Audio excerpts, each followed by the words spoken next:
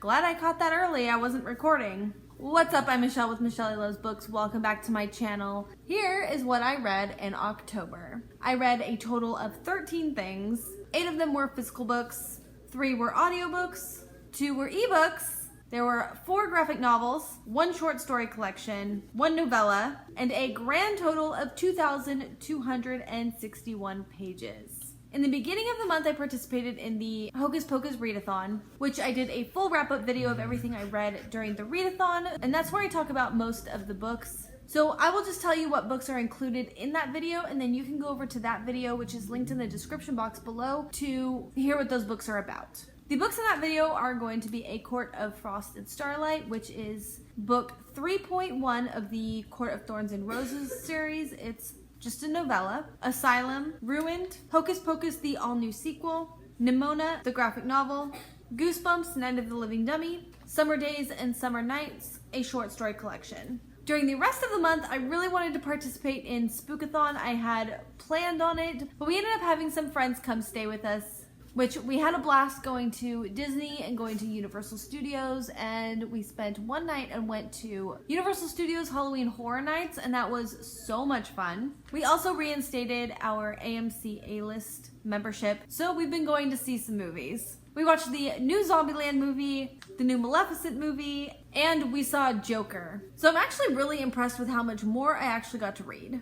I did read Mara, which is a graphic novel, and it's about Mara Price. She is a famous athlete. She gets all these sponsorships, and I thought they kind of hinted at some of the other athletes that she works with were going to get pretty jealous that she's like always number one. They kind of steered it and went a different direction, which I'm kind of happy with. But Mara begins to have some episodes that's compromising her performance during her games. She starts to show signs of supernatural powers, which is resulting in her losing friends and sponsorships. So I really liked the premise, but I don't know, for some reason it just didn't stick with me. I didn't care for it that much, and that really sucks because, like I said, I really liked the premise of it. Sometimes with graphic novels, you do need to read on to kind of get into it a little bit more. So I'm undecided if I'm going to continue it or not. There were some things I felt were actually rushed, which is kind of weird to say. I feel like that's like contradicting what I just said. I just feel like there was something kind of missing, and if they kind of stretched it out a little bit longer, they could build on some of the relationships, build on the world more, and then maybe it would have been a more satisfying read. And then I read Skyward, and I am just utterly hooked. I love this series. Basically, everything changed in the Earth on G-Day, which is the day that Earth lost gravity.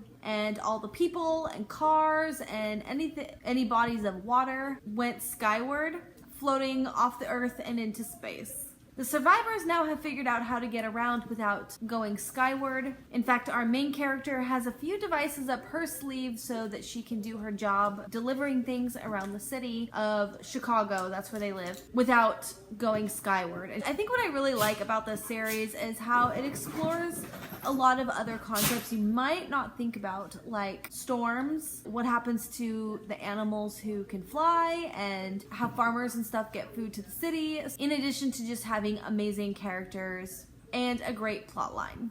Another book I read was Coraline by Neil Gaiman. I read this on ebook. Now, I watched the movie when it first came out, and I really didn't care for it. I was really confused. I just thought it was really weird. I was expecting like a kid's movie, and then it was like not. Anyways, I really ended up loving the story. I actually would love to have a physical copy of this book. It is really creepy. It's also really cute. I loved little Coraline, and her relationship with the cat was just so cute. And I like that Coraline learned a lesson about wishing for a more interesting life, which didn't really end up well for her.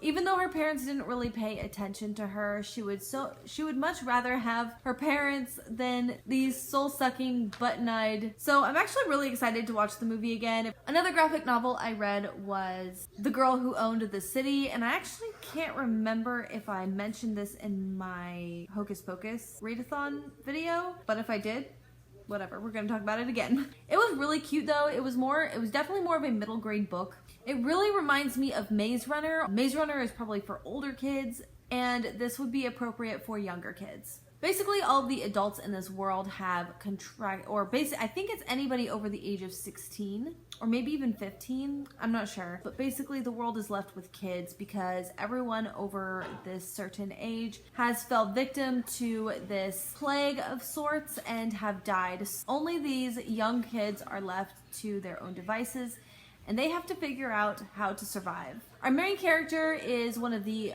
little bit older kids, and she's taking care of her little brother and trying to be smart about everything and find resources for food and find a safe place. So overall, this was a really cute book. Yeah, I don't know if it's a standalone or part of a series. Finally, I did manage to read a thriller, and I read Gillian Flynn's Sharp Objects. Now, I was really, really excited to read this. It was a really short book. I thought it would be no problem getting into this book. I also really liked Gone Girl when I first read it. Now I'm kind of looking at that book a little bit differently now too. I started reading it and I was like, wow, for such a short book, it's taking forever. I anticipated it being a pretty quick read because I buzzed through Gone Girl super quickly, and this one was really hard to get through. So in terms of Gone Girl, in retrospect, I can see how it was really over dramatized now, and that's very much the same for this.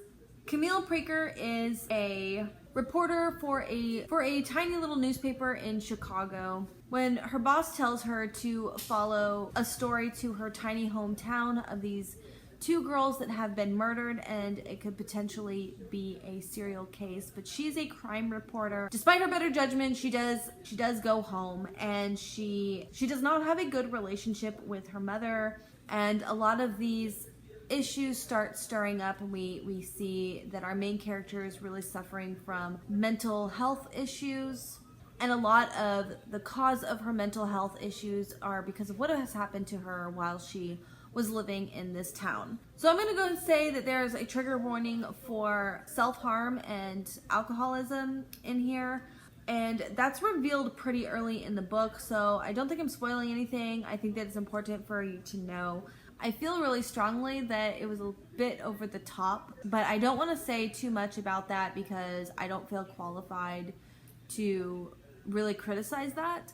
Also, I did watch the miniseries after watching this, and the miniseries is 8 episodes long. I feel like what the book was missing, there was a lot of things that weren't really fleshed out. There were holes in the story. The miniseries kind of added a bunch of stuff to it, which I felt really filled in those holes for me. So I ended up liking the show better than I liked the book. There was definitely a part in here where I just bogged down with all this useless dialogue that was going nowhere. It was nothing really that compelling about the plot or the storyline or our characters. You didn't really learn a whole lot more. It was just them going back and forth. I guess you could consider it was a little bit of how reporters, detectives, and police work together during investigations, but I didn't think that it was very strong for teaching anyone anything about that either. I just got really bored with it. The more dramatic everything started being, I was getting really tired of that. But then I was so far in it, I really wanted to know what happened to the little girls. What is this twist? After knowing the kind of twist that was at the end of Gone Girl, I was like, it's gonna be good.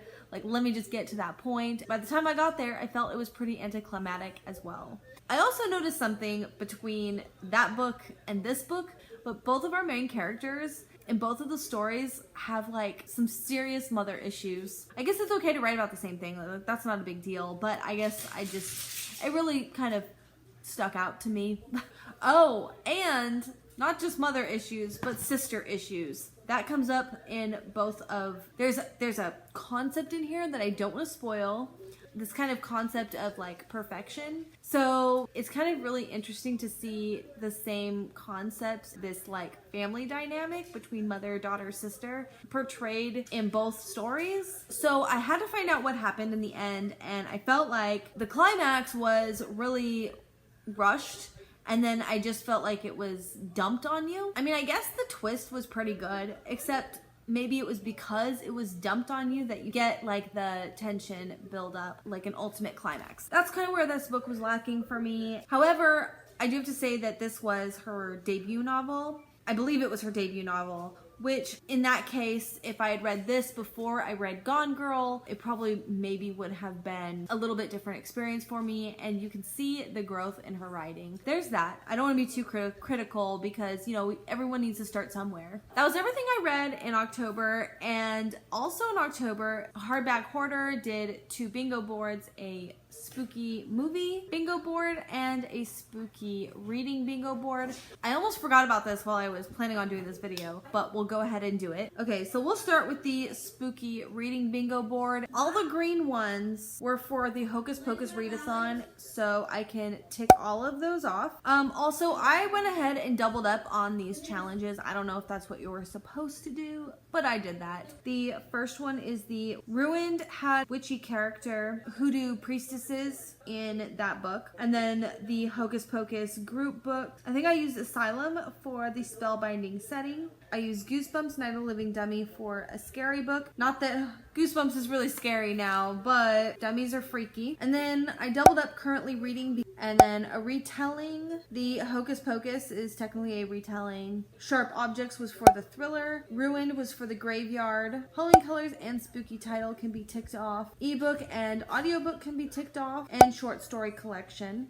And monster and creature feature, I mean, it's kind of moot point because I did already get a line going across. Monster or creature feature can also be ticked off because some of the stories in Summer Days and Summer Nights had some creatures. Now I did actually really good on that.